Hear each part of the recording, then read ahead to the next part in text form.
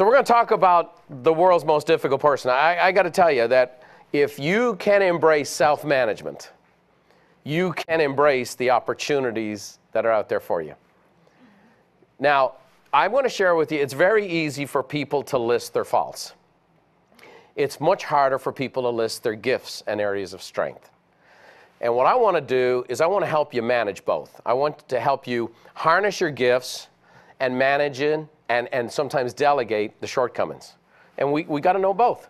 And in direct proportion to how you leverage and utilize your gifts and manage and contain the shortcomings is in direct proportion to how you can grow. How you can grow, how your business can grow, how your income can grow, and how you take advantage of opportunities. That's what it's all about.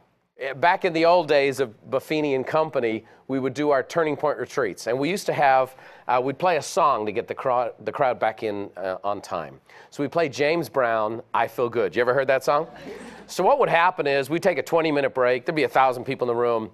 In order to keep 1,000 realtors on track, you have to do something kind of dramatic. So we would play James Brown, I Feel Good, right at the downbeat of the half hour. And we'd broadcast it out into the halls and whatever, so people knew.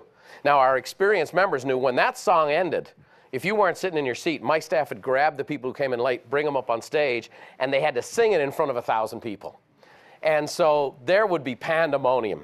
And the women's bathroom was always kind of the crux of a successful seminar. And the lines are long, and people would be in there, and they'd hear the song, and they'd be banging on the doors. Get out of there. I need to pee. I'm not singing. Well, true story, we were in Seattle, Washington, at the convention center there many years ago. And almost everybody's back in the room. The I Feel Good is coming to the end of the song. And all of a sudden, this door swings open. And I can tell from the badge it's one of our members. And she knows the routine. If she's late, she's going to have to sing, and she's not going to sing. So she comes sprinting in. And as she comes and she gets closer and closer to the stage, she realizes, the song has a little bit more to go. It's not right at the end of the song. I got like another chord or so. So she's coming along, and she gets here. She gets a little cocky. So she comes in front of me. Now remember, there's 1,000 people, 5 cameras, everyone's zoomed in. She gets right here, and she goes, you're not going to make me sing.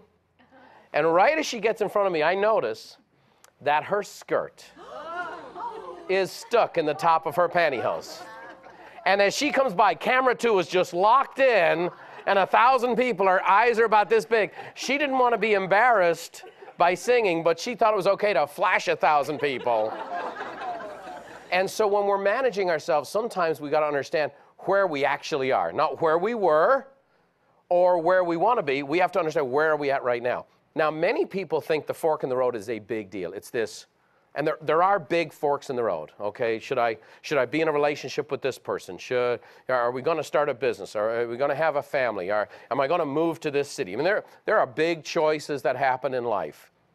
But I'm going to tell you, not only in my own life, but running the largest business coaching company in North America, that success is far more connected, that these are small daily choices, sometimes hourly choices. And that is really the key to success. And the key component is to make your choices before the choice presents itself. We're going to manage the most difficult person in the world. Here's the thing. I don't have to manage the stores. I don't have to manage the government.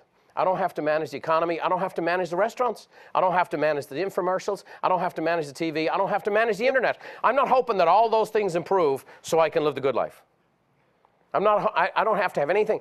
But if I manage this guy right here, I can be as successful as I'm capable of being.